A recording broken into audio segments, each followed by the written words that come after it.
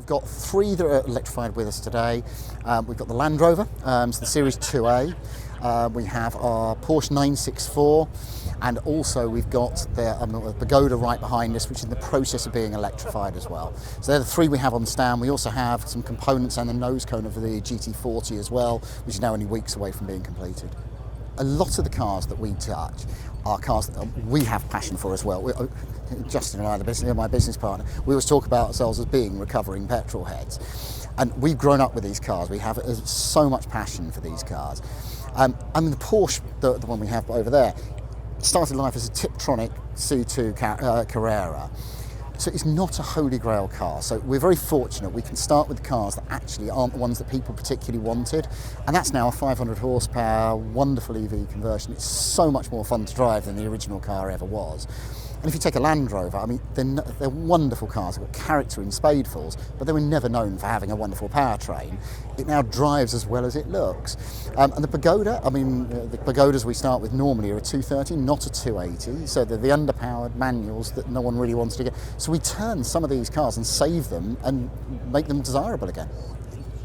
We love the cars. I mean, it's all about cars for us. And as I said, we're both, I mean, the founders are both recovering petrol heads, but it's about making them usable, fun, and giving them a sustainable future. And everything we do is reversible, so we never interrupt the chassis on a car. So that any of the 3 that we've just talked about could be back to being a combustion engine car at any point in time. But we're passionate car enthusiasts. We want to give these pieces of art a long-term future.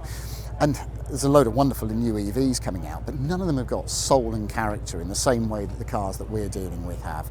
So for us, it's about preserving art and maintaining, giving them a sustainable future.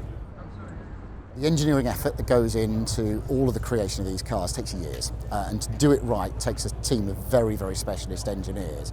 And what that gives us is a platform then to replicate that. So the Porsche now is production ready, so we can now take that into production and replicate it for customers all over the world. And exactly the same with the other models. So we're starting with the Pagoda, but that gives us a platform to actually generate other front engine, rear drive cars with a very comparable platform. So scale really and replicability. I think first and foremost, I think the collaboration of all of those projects together, trying to get a common, validated, high-quality product was a big challenge.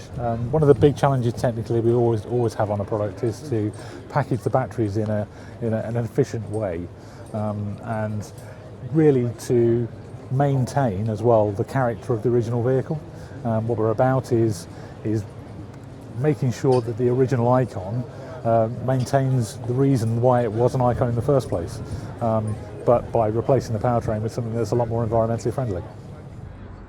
Ironically, a very much similar package. I mean, it's different reasons in terms of the end feel of the car, a very different proposition, not a performance vehicle, but something that we wanted to maintain in terms of its feel from the original car.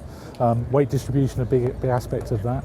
Powertrain integration as well, so making sure that we'd taken the original functionality of 2-wheel drive, 4-wheel drive, making sure that was retained, a high-low gear selection from the original car. All of those things, gauge interface for the driver, making sure that we've really carried that over and made sure that it's fundamentally a Series 2 car in the same way that a Porsche is a Porsche.